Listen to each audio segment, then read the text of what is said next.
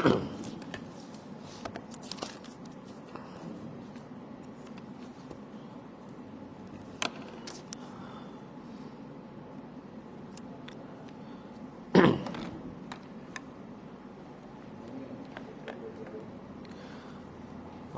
minasyaitonirrajim. Bismillahirrahmanirrahim. Assalamualaikum warahmatullahi wabarakatuh. Alhamdulillahi rabbil alamin wal 'aqibatu lil muttaqin wa la 'udwana illa 'alal zalimin.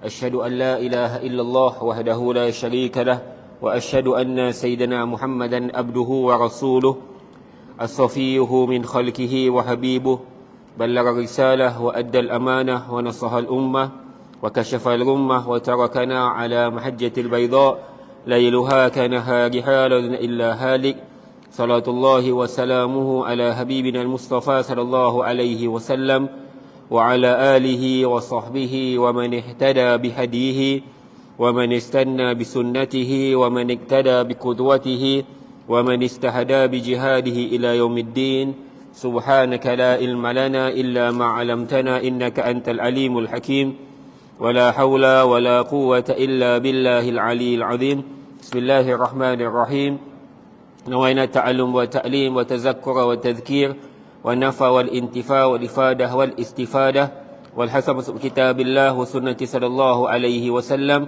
والدعاء إلى الهدى ودلاخ ابتغاء وجه الله مرضاته وقربه وثوابه آمين اللهم آمين. Amma ba', alhamdulillah, syukur pada Allah Subhanahu wa taala. Kita berada tanggal yang kedua daripada bulan Jamadil Awal 1444 Hijriah bersamaan 26 hari bulan November 2022. Kita diizinkan oleh Allah Subhanahu wa taala berada di Masjid Raudatul Jannah, Taman Damai Jaya. Mudah-mudahan kita diberikan Allah akan kesempatan dan leluasa daripada Allah Subhanahu wa taala atas kurniaan nikmat kita bangun daripada tidur, setelah mana kita diberikan Allah kerehatan pada malam tadi. Rehat itu juga nikmat daripada Allah. Berapa ramai daripada kalangan kita yang kadang-kadang tidak diberikan Allah dengan kesempatan untuk berehat, dengan kesakitan sehingga tidurnya tidak nyenyak, sehingga dia tidak diberikan Allah akan kerehatan yang baik. Kalau dia tidur pun mungkin dalam keadaan sakit dan lain-lain. Dan mungkin ada juga yang orang yang kaya tetapi tidurnya tidak tenang. Ada juga orang yang berkuasa, tidurnya pun tidak tenang, fikir apa jawatan nak dapat, apa jawatan nak kejar dan lain-lain. Tetapi Allah berikan kita yang tak berapa nak kaya ni, yang tak berapa nak ada kuasa ni, tapi tidurnya alhamdulillah nyenyak. Yang lebih nyenyaknya tidurnya dalam kuliah kadang-kadang. Dan tengah-tengah kuliah nyenyak dia tidur, nikmat daripada Allah.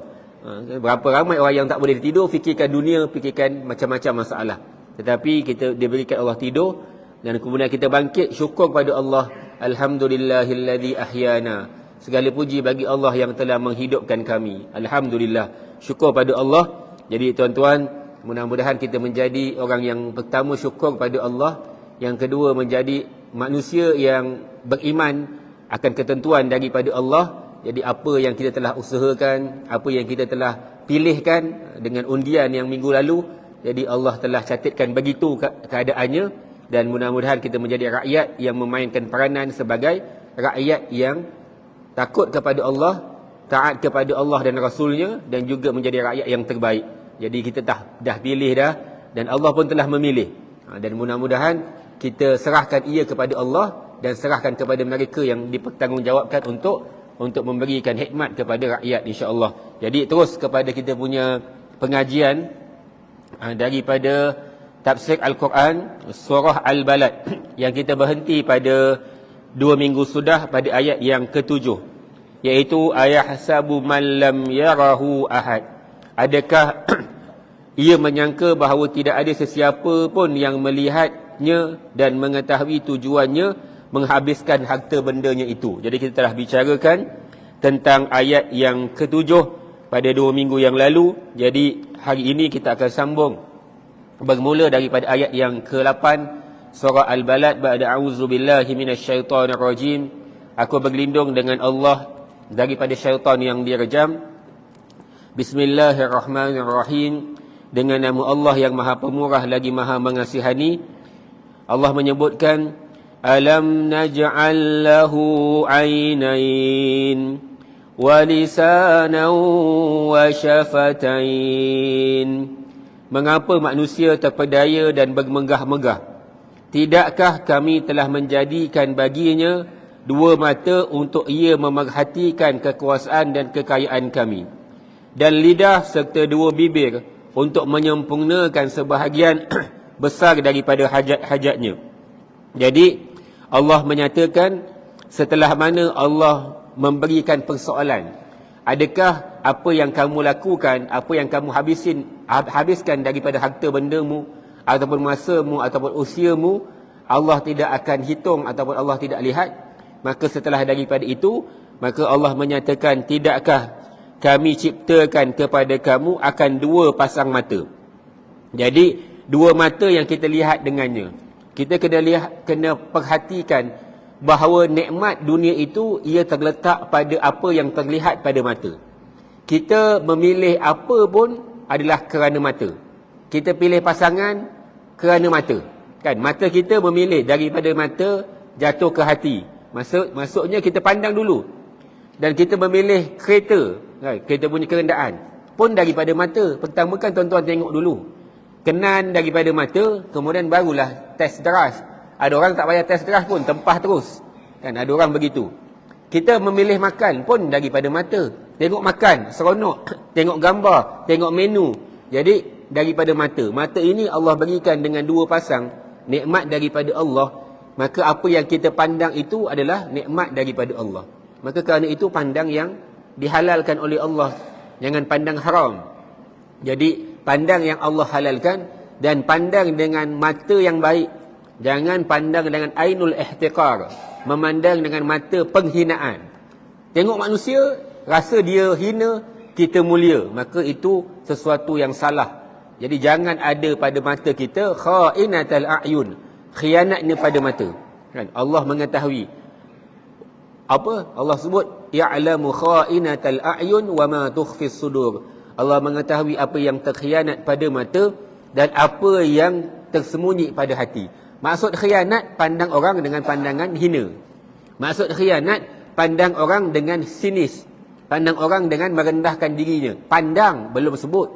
Pandang pun Allah tahu, ada dosa, ada pahala. Jadi mata ini digunakan pada benda yang baik. Jadi sebab itulah, kalau tak nampak sangat, pakai spek mata. Dia baru nampak clear sikit. Sebab kalau tak nampak, kelabu-kelabu tu, blur, kan, kabur, maka tak nikmatlah hidup. Jadi sebab itu saya kalau boleh nak sujud pun pakai spek juga. Kenapa? Nak nampak tempat sujud. Ada orang sembahyang dia buka, dia rasa lebih khusyuk. Tapi saya kalau buka spek, tak nampak tempat sujud tu, macam kabur-kabur gitu, tak seronok rasa. Jadi cuba juga sujud pakai spek. Yang tak kabur, alhamdulillah, nikmat. Jadi mata ini Allah kurniakan untuk memandang keindahan-keindahan. Indah ini semua daripada mata. Kan, kita pergi melancong pun kalau tak nampak, tak guna juga. Jadi kerana itu, mata itu nikmat besar daripada Allah. Nak tahu, tanya orang yang kehilangan penglihatan. Kan, dia memang daripada lahir tidak terlihat. Allah dah uji dia, mungkin dia tidak nampak keindahan pandangan, nikmatnya mata. Tapi cuba tanya yang orang yang hilang mata, hilang penglihatan, betapa nikmatnya penglihatan daripada Allah. Dan tidakkah Allah telah menjadikan kepada kamu bahawa dua pasang mata untuk kamu memerhatikan kekuasaan daripada Allah. Jadi keutamaan daripada mata, pandang dengan apa kuasa daripada Allah. Bangun tidur, buka pintu, buka tingkap, tengok langit. Kan saranan daripada Nabi, sunnah Nabi ketika mana bangun tahajud, apa yang perlu kita buat? Kita kata apa? Inna fi khalqis samawati wal ard wa ikhtilafil laili wan nahari la ayatin li ulil albab. Sesungguhnya pada penciptaan langit dan bumi, silih pergantian malam dan siang, terdapat tanda-tanda kebesaran Allah kepada kaum yang ingin berfikir. Jadi lihat langit, lihat bumi, lihat semua, indahnya ciptaan daripada Allah. Jadi mata itu digunakan untuk memandang keindahan, kekuasaan, kehebatan daripada Allah Subhanahu wa taala. Dan kemudian Allah kata, wa lisanan wa syafatain, dan kami jadikan kepada mereka lidah untuk ia berkata dengannya dan memberikan iktibar daripadanya apa yang terzahir daripada hatinya. Jadi apa yang terbuku di hati akan diperkatakan di mulut. Kita nak makan apa? Nak makan apa tuan-tuan? Duk diam je. Bang, nak order apa bang? Diam je. Nak order apa bang? Ada dalam hati aku? Tak. Kita punya hajat mesti disebutkan. Ya nak makan apa? Sebutlah. Apa dia? Roti canai. Baru ditulis roti canai. Maka yang terbuku di hati untuk kita menyatakan hajat, kita sebut pada mulut. Kan? Kalau saya nak tegur orang ataupun kita nak dakwah, nak nasihat, takkan dalam hati. Kan sebut dulu.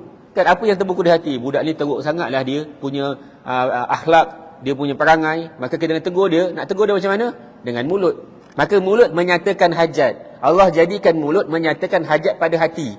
Kalau tak ada mulut, macam mana nak tunaikan hajat? Bagaimana nak sebut? Maka lidah ini nikmat daripada Allah. Jadi apa yang ada pada hati, maka keluarkan ia pada mulut. Tapi yang pada mulut, hati-hati juga. Sebab apa? Sebab apa yang terbuku di hati, ia juga menimbulkan dosa. Kita sebut tadi, Allah mengetahui kha'inatal a'yun, terkhianat pada mata, wa ma tukhfis sudur, dan apa yang terbuku di hati. Kemudian kalau ia menyatakan, maka ia lebih dosa lagi. Kan? Dah hati dah ada dosa dah. Kemudian kalau dia kata pula, kan, dia tahu orang ini tak baik, maka dia pula kutuk, dia hina, maka apa yang terlafaz pada mulut kita gunakan pada benda yang jahat, maka adanya dosa daripada Allah. Wa ma yatalaffadhu min qaulin illa ladaihi raqibun atid. Tidak ada yang terlafaz pada perkataan kecuali padanya ada raqib, ada atid. Maksudnya kita sebut satu perkataan, ada dosa, ada pahala, ada dosa. Jadi ada malaikat yang catat. Kalau baik, maka pahala dituliskan. Kalau jahat, maka dosa dituliskan. Kerana itu Rasulullah kata, siapa yang beriman kepada Allah dan hari akhirat, falyakul khairan. Katakan yang baik, aw liyasmut, ataupun diam. Jadi kata baik ataupun diam. Kalau nak sebut, baik ke tidak? Baik, sebut. Tak baik, diam. Jadi itu kita punya konsep. Jadi kita kena syukur pada Allah atas kurniaan lisan, iaitu lidah, dan wasyafatain, iaitu jadikan daripada lidah itu ada dua pasang bibir. Syafatain. Jadi lidah sahaja tak guna juga. Dia mesti ada mulut. Jadi mulut tadilah dengan sepasang bibir, iaitu atas dan bawah, untuk membantunya sama ada dia nak makan, untuk dia minum, dan untuk dia bernafas, dan selain daripada itu.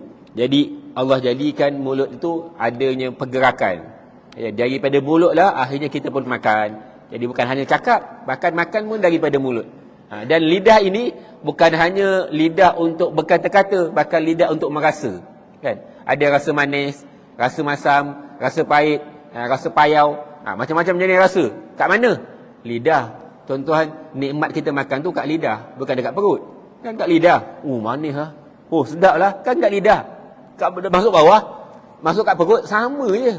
Kan? Makan apa sedap pun sampai perut, rasa ke? Mana rasa? Yang rasa tu kat mulut. Jadi ini nikmat daripada Allah. Sebab itu orang yang hilang deria rasa, tak ada nikmat makan dia. Kan? Kadang-kadang tengah demam pun, kan? Tengah demam, makan pun tak rasa apa-apa. Sedap sangat ni. Tapi sebab demam, lidah hilang rasa, dia rasa hilang. Mungkin ada tuan-tuan yang Allah uji dulu COVID kan. Ada yang kena COVID, makan tak rasa apa. Tak ada selera makan, hilang. Dia rasa hilang, bau hilang. Maka nikmatnya hilang. Dia tengok Allah berikan. Walaupun sekecil-kecil anggota, iaitu anggotanya lidah. Lidah ni kita rasa macam biasa, tapi ni nikmat daripada Allah. Sebab tu kalau pandang mata, pandang lisan, kita rasa ya Allah, besarnya nikmat daripada Allah. Boleh berkata tu nikmat daripada Allah. Ada orang yang Allah uji dengan tidak lagi mampu untuk berkata. Jadi syukuri nikmat daripada Allah. Dan kemudian Allah menyatakan, wa hadainahun najdain, dan kami telah menunjukkan kepadanya dua jalan, iaitu jalan kebaikan untuk dijalaninya dan jalan kejahatan untuk dijauhinya. Jadi kami telah berikan akan petunjuk kepadanya akan dua perjalanan, iaitu jalannya kebaikan dan jalannya kejahatan. Jalannya petunjuk iaitu hidayah, dan jalannya kesesatan iaitu dhalal, untuk dia menelusuri jalan orang yang bahagia dan untuk dia menjauhi akan jalan orang yang celaka. Jadi bukan Allah beri dua jalan untuk lalu di dua-dua jalan, tak. Dua jalan, ada sempang kanan, ada sempang kiri. Maka kalau pilih kanan dapat petunjuk hidayah dan kebaikan, pilih kiri dapat kesesatan dan dosa daripada Allah, maka pilihlah yang mana. Jadi Allah berikan, kan? Inna hadainahus sabila imma syakira wa imma kafura, dalam surah Insan. Kami berikan kepada mereka akan dua jalan. Kami tunjukkan kepada mereka dua jalan, sama ada nak jadi golongan yang syukur ataupun golongan yang kufur. Maka ada dua jalan, kita pilih. Nak syurga ke nak neraka. Maka itu adalah sesuatu daripada Allah Subhanahu Wa Taala. Jadi maksud daripada najdain iaitu baik dan buruk. Baik untuk didekati, dijalani, buruk untuk dijauhi, dihindari. Itu maksud dia. Bukan dua jalan boleh dua-dua boleh pilih mana-mana. Tak. Pilih satu je. Kalau kita pilih yang nombor dua, maka akan ada balasan azab daripada Allah Subhanahu Wa Taala. Dan begitulah disebutkan setelah daripada itu Allah menyatakan falaqtahamal aqabah.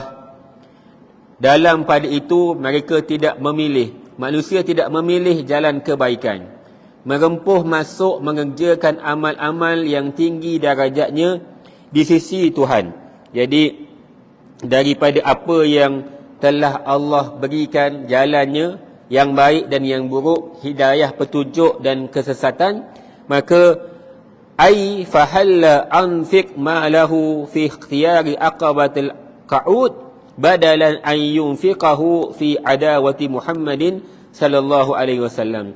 Tidakkah kamu ingin menggunakan menginfakkan, membelanjakan akan hartamu pada balasan yang terbaik, dan jangan kamu menggunakan menggantikan akan apa yang kamu sumbangkan daripada harta untuk memusuhi Nabi. Sebab kita dah sebut dah, ada orang dia sanggup keluar duit untuk buat benda jahat. Dia sanggup keluar duit untuk melakukan program-program kejahatan, kemaksiatan. Habis duit tak apa, kan? Untuk jatuhkan agama, sanggup keluar duit. Musuh-musuh Islam, dia sanggup keluar duit, dia sanggup buat apa pun untuk jatuhkan agama Islam. Jadi Allah kata, tak nak ke kamu ubah daripada hartamu yang kamu gunakan kepada kejahatan, kepada kamu gunakan kepada kebaikan. Jadi supaya manusia dia tidak menggunakan ia pada kejahatan. Jadi pilihlah yang baik, dan jangan kita menjauhkan diri daripada Allah, tapi infak untuk dapat ganjaran besar daripada Allah. Fi a'lal illiyin, pada syurga yang paling tinggi. Kita nak buat sesuatu tu untuk dapat darajat yang tertinggi daripada Allah. Wa ma adraka mal aqabah. Dan apa jalannya engkau dapat mengetahui apa dia amal-amal yang tinggi darajatnya di sisi Tuhan. Jadi kemudian Allah tanya, apakah amalanmu? Kalau kamu beramal akan dapat darajat yang tinggi di sisi Allah Subhanahu Wa Taala, maka Allah pun kata faquraqabah, di antara amal-amal itu bagi orang yang mampu ialah memerdekakan akan hamba Allah Subhanahu Wa Taala, iaitu hamba abdi. Jadi di antara cara dekatkan diri dengan Allah, pertama bebaskan hamba. Jadi orang kaya ni dia ada orang namanya hamba-hamba, maka memerdekakan hamba pahala je besar. Sebab zaman Nabi, zaman dulu dia ada hamba yang dia daripada keturunan hamba, lahirnya jadi hamba dan dia statusnya hamba. Hamba ni banyak benda yang dia terlepas. Contoh, dia tak wajib keluar zakat. Sebab apa? Sebab dia hamba. Zakat fitrah pun tak wajib sebab dia hamba. Dan dia dimiliki oleh tuannya, maka apa pun pembiayaan kehidupannya tuannya yang keluarkan duit. Jadi hamba ni statusnya tak merdeka lah, tak boleh buat sewenang-wenang. Dia dalam kawalan tuan. Jadi orang yang terbaik, Rasulullah kata, merdekakan hamba. Kita nampak macam mudah sebab kita tak ada hamba, kan? Tapi bukan senang. Memerdekakan hamba ini bukan perkara yang mudah. Jadi perkara yang paling dekat dengan Allah, pertama faquraqabah, merdekakan akan hamba-Mu. Dan kemudian au it'amu fi yaumin dhi masrabah, atau memberi makan pada hari kelaparan, iaitu kamu memberi makan kepada golongan miskin pada hari kelaparan ketika mana orang lain memerlukan kepada makanan. Berkata Imam As-Sawi, wa qayyidul it'am bi yaumil maja'ah, Allah kaitkan memberi makan pada hari kelaparan untuk apa? Lianna ikhrajul mal fihi ashaddu 'alan nafs. Kerana keluarkan harta untuk beri makan pada hari itu sangat sukar pada hati, pada diri. Kenapa? Sebab tengah lapar. Semua orang tengah lapar. Tuan-tuan tengah lapar ni, nak belanja orang makan pun tak nak. Kenapa? Aku lapar. Kan? Bang, tolonglah bang. Saya nak minta duit ni. Lapar bang. Kau ingat engkau je lapar. Aku pun lapar juga. Kita kan marah time kita tengah lapar. Jadi, time kita lapar, ataupun tengah musim orang lain tengah lapar, orang takkan menyumbang. Dia akan simpan duit dia. Sebab itu sedekah yang paling baik, sedekah ketika mana susah. Kita lapar, dia lapar. Tapi kita kata, jom makan sama-sama. Itu baru benar. Kan? Tapi kalau tengah kenyang belanja orang makan, biasa. Itu biasa. Walaupun bukan senang. Susah. Tapi kalau time semua tengah lapar, ataupun tengah musim kemarau, tengah musim orang lain tak ada duit, ekonomi merundum, jatuh, waktu itu paling banyak sedekah, itu paling baik. Sebab itu apabila ditanya kepada Nabi, ma afdalus sadaqah, apakah sedekah yang paling baik wahai Rasulullah? Rasulullah kata apa? Anta saddaqa wa anta sahihun wa anta bakhilun syahih. Kamu bersedekah ketika mana kamu merasakan bakhil dan kamu merasakan sangat berkehendak kepada harta. Maksudnya, duit tinggal sikit ni. Duit tinggal sikit, tengah bulan, duit tengah tak ada, kering. Waktu itu sedekah yang paling afdal. Kalau time tengah ada bonus, tengah kaya, bolehlah sedekah. Tapi time tengah susah, time perlukan duit, time tu sedekah paling afdal. Bukan kuantiti tapi kualiti. Jadi time kita sangat perlu, keluar duit. Tengok kaedah Islam. Kalau kaedah dunia, dia kata apa? Ada lebihan duit, bagus sumbang. Ada lebihan duit, bagus sedekah. Tapi kaedah Islam, tengah tak ada duit lah sedekah. Boleh. Bukan senang. Duit tinggal RM5. RM5 nak sedekah. Kalau duit ada RM5,000, RM5 senang je. Kan? Tapi duit tinggal RM5, nak bagi RM5, atau mungkin bagi RM3, atau mungkin bagi RM2, payah. Jadi berat.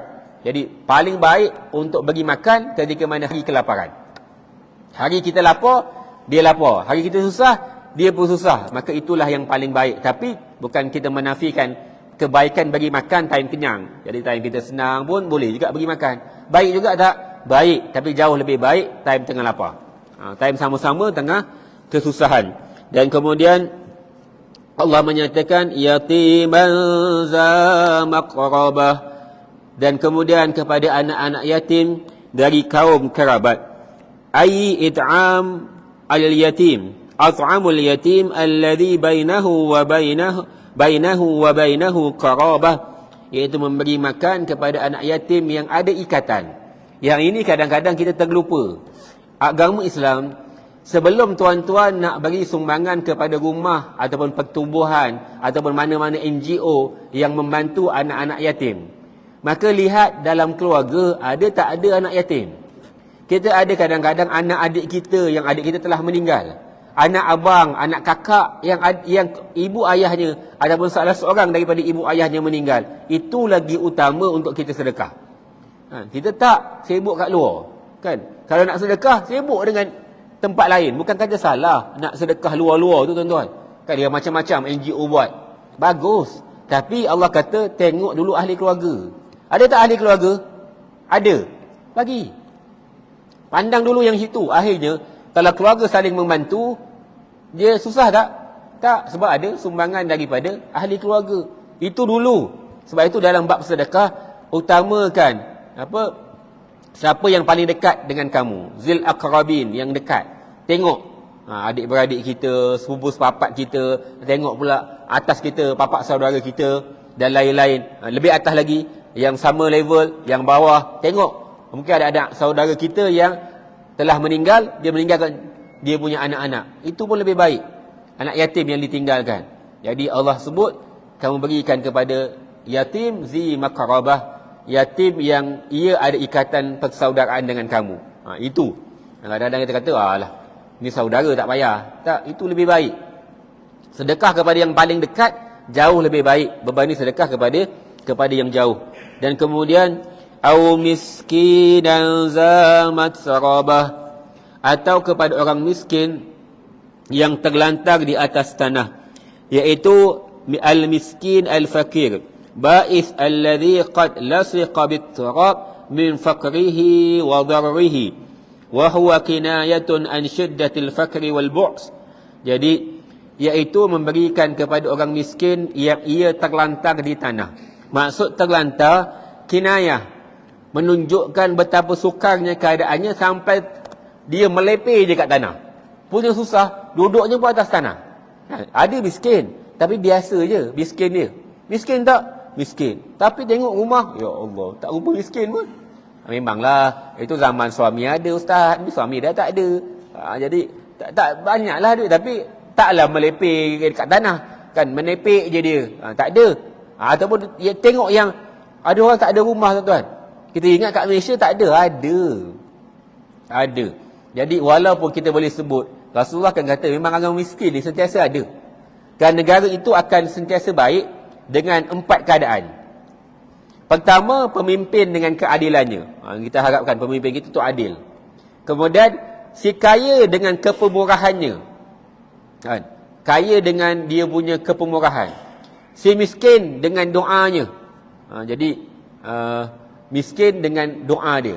Ini 3 perkara. Bukan 4, 3 perkara. Pertama, orang, betul lah ada 4. Pemimpin dengan keadilannya, ulama dengan ilmunya. Jadi pemimpin dengan keadilan, ulama dengan ilmu. Jangan sekat ilmu ulama. Biar ulama nak ngajar. Tapi kawallah yang tak betul tu. Jadi cerita ulama ni yang betul lah. Ulama-ulama yang rabbani, yang mendidik, maka biarkan disebar ilmu. Kemudian yang ketiga adalah si kaya dengan kepemurahannya, dengan harta dia. Bagikan duit, banyakkan sedekah. Yang keempat, si miskin dengan doanya. Jadi miskin kena ada dalam satu negara. Tapi dalam masa yang sama jangan sebut pula miskin ni sampai kiamat takkan habis. Jangan sebut. Kan? Nanti akhirnya, apalah Baitul Mal tak bantu orang miskin? Adakah saya boleh jawab? Memanglah miskin sentiasa ada. Jadi saya bantu macam mana pun tetap miskin ada. Tak boleh jawab gitu. Usaha kita cuba menghapuskan miskin. Walaupun hakikatnya takkan boleh habis. Miskin ada. Tapi dalam keadaan yang ramai tersebut, yang paling teruk, tengok dulu yang paling susah. Kan? Yang terlantar tu, yang tak ada rumah tu, cari dulu. Yang duduk bawah kolong tu, yang duduk tepi longkang tu, yang duduk atas tanah tu, ada lagi tak? Ada. Balik-balik hutan pun ada. Kan duduk dalam hutan, bila masuk-masuk jumpa rumah, tak rupa rumah. Kan dia letak kayu-kayu sikit, letakkan bumbungnya dengan plastik ke, kembes ke, apa-apa. Ya Allah, itu jadi hidup. Berapa lama dah hidup sini bang? Adalah 20 tahun. 20 tahun tuan-tuan. Ketua kampung tak nampak ke? Nanti makan ketua kampung pula. Tak. Jadi sama-sama bantu. Ini yang lebih utama ni. Tak ada apa-apa hidup dia. Jadi ni dipanggil miskin yang ia terlantar pada tanah. Berkata Abdullah ibnu Abbas, huwa matruh ala zuhri tariq la yaqihi min turab syai'a. Jadi maksudnya dia itu terlantar pada tanah ataupun pada jalan yang mana pada tanah tersebut langsung tidak ada apa-apa. Tak boleh dia buat apa-apa pun. Mungkin yang dipanggil hilang upaya. Ada orang miskin tapi dia boleh kerja lagi. Adalah duit sikit tapi tak banyak. Tak cukup pun sebenarnya, tapi dia masih ada daya. Ada usaha. Dia boleh lagi kerja tak? Boleh. Ini berapa orang yang minta bantuan ni umur berapa? Umur 32 Ustaz. 32 maksudnya tanya balik, sakit ke tidak? Tidak. Kenapa tak kerja? Kerja juga Ustaz tapi tak cukup duit. Jadi yang itu bukan kata tak boleh bantu, letak tepi dulu. Tepikan. Nanti dulu. Sebab apa? Ada daya. Sini pula, umur berapa?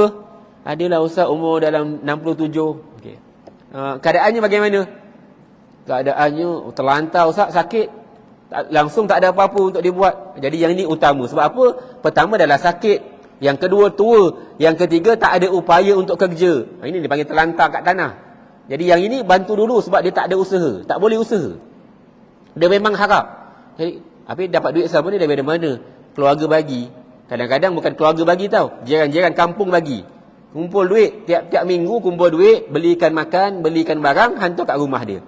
Kenapa? Langsung tak ada kerja. Tak ada pencen, tak ada lain-lain. Ya Allah, yang ini dulu. Sebelum yang itu. Bukan kata tak boleh ni. Tapi yang ini dulu. Kan? Yang muda ni, ramai tuan-tuan yang minta bantuan sekarang, duit tak cukup.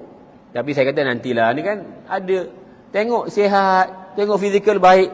Lain orang muda yang sakit lain. Ni yang sihat. Maksudnya, kerjanya berapa jam? Adalah 3 jam satu hari. Kenapa tak tambah jadi 10 jam? Habis bakinya buat apa? Duduk rumah. Jadi bakinya kan pergi kerja. Kita laki kena ada usaha kuat untuk cari rezeki. Tuan-tuan lebih tahu lagi. Jadi walaupun gajinya takat tu, tapi boleh tak usaha lain? Usahalah. Ikhtiarlah. Jangan rasa malu. Tuan-tuan, setiap pekerjaan yang halal ada kemuliaan daripada Allah. Jangan menghinakan apa pun pekerjaan. Walaupun cuci tandas. Walaupun dia hanya mengutip sampah. Walaupun potong rumput. Walaupun kerjanya nampak hina pada mata manusia. Di sisi Allah, mulia. Kenapa? Dia tidak mencuri. Kenapa? Tetap nak cari rezeki yang halal. Maka muliakan orang yang ada kerja. Muliakan orang yang usaha untuk dapat duit. Berbanding daripada orang yang senang-senang. Kan ramai juga kita tengok video rompakan, peragut. Tengok badan sadar gitu. Kan? Naik motor. Kuat dia, muda. Apa bukti dia muda kuat? Boleh lari tu. Kan? Lepas curi dia lari, maksudnya dia kuat lah. Tapi kerja malas. Ini masalah ni. Jadi tak boleh. Jadi ada orang yang memang Allah ujikan ia kesusahan, dalam keadaan langsung tak mampu keluar daripada kesusahan dia. Ada susah yang mampu keluar sebab dia sihat. Tapi ada susah yang tak mampu keluar. Ini utama dulu. Sebelum tuan-tuan sedekah dengan orang yang miskin yang boleh usaha lagi, sedekah dulu orang miskin yang langsung tak boleh usaha. Yang ini dulu, keutamaan. Yang kita sebut hari ini, keutamaan. Bagi makan pada orang yang ketika mana kelaparan, bagi bantuan kepada anak yatim yang dekat dengan kita, keluarga kita, dan kemudian bagikan kepada orang miskin yang langsung tak ada upaya untuk berusaha keluarkan daripada kemiskinan. Dan Allah menyatakan, ثُمَّ كَانَ مِنَ الَّذِينَ آمَنُوا وَتَوَاصَوْا بِالصَّبْرِ وَتَوَاصَوْا بِالْمَرْحَمَةِ. Selain dari tidak mengerjakan amal-amal itu, tidak pula menjadi dari orang-orang yang beriman.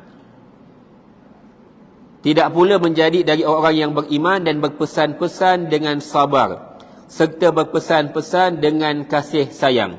Jadi kemudian Allah menyatakan, iaitu mereka yang beriman kepada Allah Subhanahu wa taala dengan mendekatkan diri kepada Allah dengan amalan-amalan yang tadi yang kita sebut tadi, iaitu dia pertama dia memerdekakan hamba, yang kedua dia beri makan kepada orang yang susah, orang yang sedang kelaparan, yang ketiga dia memberikan bantuan ataupun memberikan makan kepada anak yatim daripada kalangan ahli keluarga, yang keempat dia berikan bantuan kepada miskin yang langsung tak ada upaya untuk dia berusaha dan keluar daripada kemiskinan. Jadi golongan begini yang beriman kepada Allah dengan amal-amal semata-mata untuk mendekatkan diri kepada Allah, sesungguhnya dia adalah golongan yang beriman yang sebenar dengan amalannya. Jadi iman mesti diterjemahkan dengan amal. Iman betul pada hati, tapi terjemahannya pada tindakan. Kalau betul beriman, maka kena buat tadi 4 perkara yang kita sebut.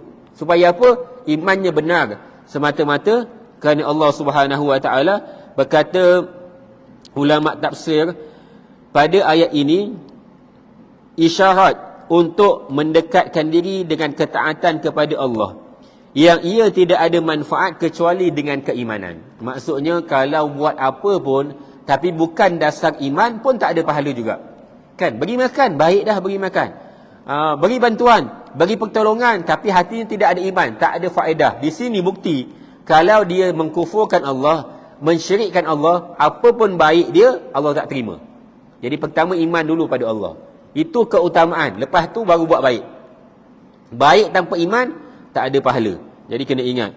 Dan kemudian watawasau bis sabri watawasau bil marhamah. Sering nasihat menasihati ataupun berpesan-pesan pada kesabaran dalam melakukan keimanan pada Allah Subhanahu wa taala dan ketaatan kepada yang Maha Pemurah, iaitu Allah Subhanahu wa taala. Jadi pertama, ajak kawan-kawan untuk sabar. Sabar apa? dalam melakukan keimanan ada kesabaran yang Allah akan uji. Kita nak bangun subuh pun kena sabar tak? Sabar tuan-tuan, nak bangun subuh ni bukan senang kan. Nak tarik selimut malam tadi tengok England lawan USA contoh bukan saya tengok kan. Kosong pada muka. Ingat England boleh menang ke? Kan kosong kena kan. Semalam kemarin Jerman kalah dengan Jepun. Itu lagi padan muka. Jadi ustaz jangan kutuk, ustaz bukan jangan kutuk dia sokong LGBT. Mana kita tak kutuk kan. Sebelum main sibuk tutup mulut. Jangan tutup mulut, protes. Kotak tak bagi pakai band tangan tu, lengan tu dia ada sarung pelangi. Masuk pelangi sokong LGBT. Kan? Pakai. Nak main bola lah. Sibuk pakai tu buat apa? Sibuk dah pakai tu. Protes tak boleh pakai tu. Nak main bola ke nak promosi LGBT? Kan? Kan kalah dah. Saya doa mudah-mudahan kalah terus. Jerman, minta maaf tuan-tuan yang sokong Jerman, sokong lain. Sebab dia sokong perbuatan mungkar daripada Allah. Jangan sokonglah nak main bola, bukan nak tu. Jadi nak sebut dah tengok bola kan, ni tengah musim-musim ngantuk kan ni. 60 hari ni World Cup. Bukan senang-senang ni. Lama World Cup Ustaz. Ada banyak perlawanan. Jadi nanti asyik ngantuk je. Yang lebih teruk imam pula datang lambat. Kenapa? World Cup. Jadi nak bangun subuh ni senang tak? Susah. Kan kena sabar. Sabarlah sikit nak sembahyang subuh. Bukan senang sembahyang subuh. Siapa kata senang? Susah. Nak dengar kuliah. Ya Allah, bila ustaz nak habis ni? Tengok jam je. Kenapa? Sabarlah dengar sikit kuliah. Kena sabar tak? Sabar. Patutnya kena nasihat. Sekejap sikit lagi habis tu. Tak lama ni, nak habis dah. Ya ke nak habis? Macam lama lagi je, tak habis lagi ni. Panjang pula ustaz ni. Jadi sabar. Jadi memang kena ajak manusia sabar. Pertama dalam keimanan, yang kedua dalam ketaatan pada Allah, ketaatan kepada yang pemurah. Ar-Rahman yang bagi kita nikmat. Hari-hari bagi nikmat, maka sabarlah, dia yang bagi kita nikmat. Kalau kita tak sabar, macam orang kerja kan, kadang-kadang dalam keadaan dia kerja, aku rasa aku tak naklah kerja macam ini kan. Susahlah buat gini-gini. Kau nak gaji ke tak nak? Kan? Kau nak dapat ke tak nak? Nanti kalau kau tak kerja, siapa nak bagi duit? Siapa nak bagi gaji? Akhirnya ada orang sanggup tahan puluhan tahun kerja yang susah. Kenapa? Nak gaji. Tuan-tuan, kenapa tak boleh tahan daripada ujian Allah? Yang bagi kita makan siapa? Allah. Yang bagi nikmat siapa? Allah. Maka tahanlah. Itu kan kita punya Tuhan tu ya, Allah. Tapi kalau bab majikan, sanggup dia sabar. Tapi kalau bab dengan Allah, ngeluh bukan main. Jadi Allah kan Tuhan kita. Allah yang bagi kita nikmat tu kan Allah. Tu cahaya matahari tu, sedang nak naik matahari ni, kan nikmat siapa? Allah. Akhirnya kita tengok, ya Allah, nikmat Allah. Maka sabarlah ujian Allah sikit. Kan sikit je, cakap senang lah. Tapi hakikatnya kita kena kembali semula pada Allah. Dan kemudian nasihatkan pada melakukan rahmah, iaitu kasih sayang, marhabah, kasih sayang. Sayangi golongan yang susah, sayangi golongan yang miskin, sayangi golongan yang diuji oleh Allah. Kena campakkan rasa sayang. Kita hidup ni kena berkasih sayang, kan? Kalaulah disebarkan sayang, kan, kita sebarkan kasih sayang, maka dunia akan menjadi aman. Tapi sekarang ni tidak. Yang ini mempertahankan, yang ini mempertahankan, yang ini gaduh pula di antara mereka. Maka bila nak sebar kasih sayang? Jadi kena marhabah, sifat dengan sifat kasih sayang daripada Allah. Dan apa golongan begini? Ulaika ashabul maimanah. Ketahuilah bahawa orang yang beriman serta berusaha mengerjakan amal-amal yang tinggi darajatnya di sisi Tuhan, mereka lah golongan pihak kanan yang akan beroleh syurga. Jadi golongan ini yang disifatkan dengan sifat-sifat kebaikan yang kita sebutkan tadi adalah golongan ahli syurga yang akan mendapat kitab amalannya daripada tangan sebelah kanannya. Dia akan bergembira dengan dimasukkan ia ke dalam syurga yang penuh dalamnya dengan kenikmatan. Jadi nak dapat syurga daripada Allah, kena beramal, kena sabar dengan amalan, kena sabar dengan ujian. Baru dapat syurga daripada Allah. Syurga Allah, Allah berikan kepada golongan yang sabar dengan ujian daripada Allah, yang beriman dan beramal dengan apa yang Allah suruh kepadanya. Jadi kalau sekadar sabar, tidak beramal pun tak guna, kan? Dia terima ujian, banyak ujian, dia susah, sabar tak? Memang nampak dia sabar. Sembahyang tak? Tak. pun tak dapat kitab daripada tangan kanan. Jadi sebab itu, nasihati orang miskin, nasihati orang susah, berimanlah pada Allah dengan amalan. Kadang-kadang kesian kat dia. Dia susah, dia miskin, sembahyang pun tinggal. Dapat tak dia pahala daripada Allah? Tak dapatlah. Sebab apa? Tak beramal dengan kewajipan yang Allah tentukan kepada diri dia. Jadi, apa pun keadaan, kena ketahui bahawa kita mesti menerima ujian daripada Allah dengan melakukan ketaatan kepada Allah. Bukan hanya sabar, tapi tak lakukan ketaatan. Mesti lakukan ketaatan. Begitu juga mereka yang tidak diuji. Kadang-kadang sembahyangnya bagus, dia punya ibadah bagus, tapi hatinya tidak sabar pada Allah. Hatinya tidak syukur pada Allah. Itu pun boleh jadi tidak dapat nikmat daripada Allah Subhanahu Wa Taala. Jadi ibadah itu, pertama ibadahnya hati, yang kedua ibadahnya anggota. Ibadahnya hati dengan iman pada Allah, syukur dan sabar atas apa kurniaan daripada Allah. Itu iman hati. Iman hati kena ada. Kemudian iman dengan tindakan. Anggota apa dia? Lakukan apa? Sembahyang, puasa, tutup aurat dan lain-lain. Itu semua ibadah anggota. Jadi ibadah hati dan anggota mesti ada. Dua-dua. Salah satu sahaja tak dapat syurga daripada Allah. Kita semua nak kitab amalan daripada tangan kanan. Dan kemudian walladzina kafaru biayatina hum azhabul masy'amah.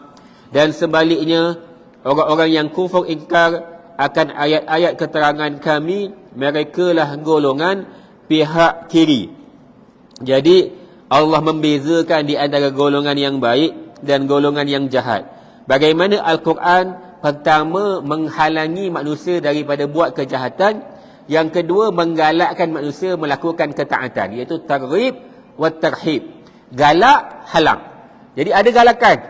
Kalau buat baik, apa balasannya? Syurga. Buat jahat, apa ancamannya? Neraka. Maka itulah agama. Agama tak boleh hanya cerita baik je, kena cerita ancaman juga. Tak boleh hanya gembira je, kena cerita seksaan juga. Jadi supaya hidup kita ada kesinambungan di antara yang baik dengan yang jahat. Maksudnya bukan kena buat baik jahat tak, tapi nampak dua-dua, akhirnya dia akan pilih yang baik. Jadi galakan kepada kebaikan dan halangi daripada kejahatan. Allah ceritakan dengan bagaimana ahli syurga dan bagaimana ahli neraka. Bagaimana golongan bahagia, bagaimana golongan yang akan mendapat seksaan daripada Allah. Iaitu mereka yang menafikan kerasulan Muhammad, mereka yang mendustakan ayat-ayat daripada Allah, maka mereka akan menjadi golongan kiri. Ashabul masy'amah, golongan kiri yang akan mengambil kitabnya daripada sebelah tangan kirinya. Itu menunjukkan bahawa mereka tidak akan dapat kemuliaan daripada Allah. Malaikat akan berinya daripada tangan kiri. Ulaika ashabul masy'amah. Mereka adalah golongan yang akan menerima kitab amalan daripada tangan kiri. Jadi golongan ini golongan yang celaka. Kenapa? Allah menyatakan pada ayat yang terakhir, alaihim narum muqsadah. Mereka ditimpakan azab seksa neraka yang ditutup rapat supaya kuat akan bakarannya. Jadi kepada mereka yang menerima kitab amalan daripada sebelah tangan kiri, mendapat seksaan daripada Allah, iaitu neraka yang bertingkat-tingkat, yang tertutup, yang di sana tidak masuk sesuatu apa pun daripada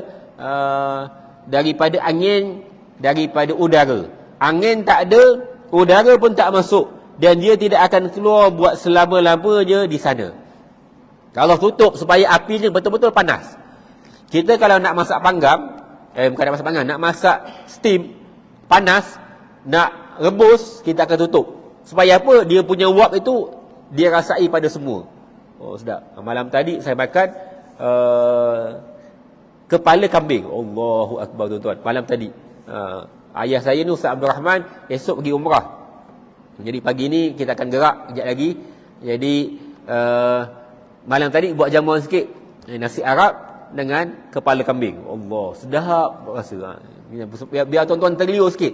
Dah jadi masaknya kena apa? Kena dalam periuk, kena steamkan kepala. Ya Allah, makan mata kambing, sedap mata kambing. Lidah kambing, lagi sedap. Balang tadi punya cerita. Minta maaf dah sebut. Sebenarnya tak boleh sebut, tapi sebut juga. Nak cerita, kalau masak panas-panas tu, kena tutup kan. Supaya kepala tu betul-betul lembut. Dagingnya cuy sikit je, jatuh dah. Makan dalam mulut punya rasa. Ya Allah. Jadi ini cerita ahli neraka ke Ustaz? Cerita makan ni. Cerita ahli neraka. Allah tutup. Jadi Allah tutup api tu dalam neraka. Dan pada ketika mana Allah tutup tadi, maka akan panasnya tidak ada udara. Kalau panas masih ada udara masuk, dia dapat nikmat lagi. Tapi langsung tak ada, yang dia rasa panas. Kelilingnya panas. Kenapa? Kerana Allah tutupi syurga neraka dengan tutupan sampai tidak ada udara langsung yang masuk. Allahumma la taqtulna bighadabik wala tuhkilna wala tuhlikna bi'adzabik wa najjina min dzalika ya Rabb. Ini doa, ya Allah, jangan bunuh kami dengan kemurkaan kamu, jangan kamu binasakan kami dengan azab kamu, dan jauhi kami, berjayakan kami daripada seksaan-seksaan neraka. Ini doa kita pada Allah. Mudah-mudahan kita tak jadi golongan ashabul masy'amah, golongan kiri yang akan dapat neraka daripada Allah Subhanahu wa taala. Jadi mudah-mudahan ada manfaat daripada apa yang kita bicarakan daripada surah Al-Balad yang kita telah mulakan beberapa minggu yang lalu, untuk kita benar-benar beriman kepada Allah atas apa yang Allah turunkan daripada Al-Quran. Al-Quran peringatan daripada Allah. Kenapa kita belajar? Kenapa kita baca? Sebab kita nak dapat peringatan daripada Allah. Jadi peringatan bukan hanya nak diingat, bahkan nak diamal. Jadi kalau ingat sahaja tanpa amal, maka bimbang kita akan terlibat dengan kemaksiatan dan terlibat dengan dosa. Akhirnya akan dapat azab daripada Allah. Wal-iyazubillah. Jadi di akhir daripada kita punya pengajian tafsir, kita nak baca sama-sama surah Al-Balad. Baca sama-sama untuk kita melihat kembali apakah ayat-ayat yang sudah kita baca bermula daripada minggu-minggu yang lalu. A'udzubillahi minasyaitonir rajim. Bismillahirrahmanirrahim. La uqsimu bihadzal balad wa anta hillun bihadzal balad wa walidin wa ma walad laqad khalaqnal insana fi kabad ayahsabu an lan yaqdira alayhi ahad yaqulu ahlaktu malan lubada ayahsabu an lam yarahu ahad alam naj'al lahu 'aynayn wa lisanan wa shafatayn وهديناه النجدين فلاقتحم العقبة وما أدراك ما العقبة فك رقبة أو إطعام في يوم ذي مسربة يتيما ذا مقربة أو مسكينا ذا مسربة ثم كان من الذين آمنوا وتواصوا بالصبر وتواصوا بالمرحمة أولئك أصحاب الميمنة والذين كفروا بآياتنا هم أصحاب المشأمة عليهم نار مؤصدة صدق الله العظيم اللهم ارحمنا بالقرآن واجعله لنا إماما ونورا وهدى ورحمة اللهم ذكرنا منه ما نسينا وعلمنا ما جاهلنا وارزقنا تلاوته آناء الليل وآطراف النهار واجعله لنا حجة يا رب العالمين. سبحانك اللهم وبحمدك أشهد أن لا إله إلا أنت أستغفرك وأتوب إليك. بسم الله الرحمن الرحيم. والعصر إن الإنسان لفي خسر إلا الذين آمنوا وعملوا الصالحات وتواصوا بالحق وتواصوا بالصبر. السلام عليكم ورحمة الله وبركاته.